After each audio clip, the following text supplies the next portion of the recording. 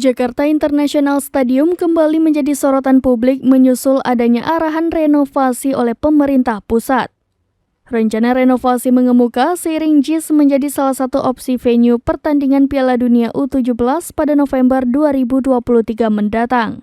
Namun rencana itu memicu polemik, pasalnya JIS selesai dibangun belum genap setahun tepatnya saat grand launching pada 24 Juli 2022 lalu.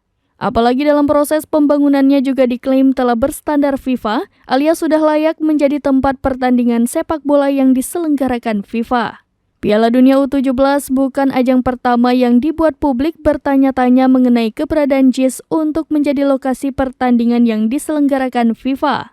Pada September 2022 lalu, PSSI juga membatalkan JIS sebagai venue pertandingan FIFA Matchday antara Timnas Indonesia versus Kurakau.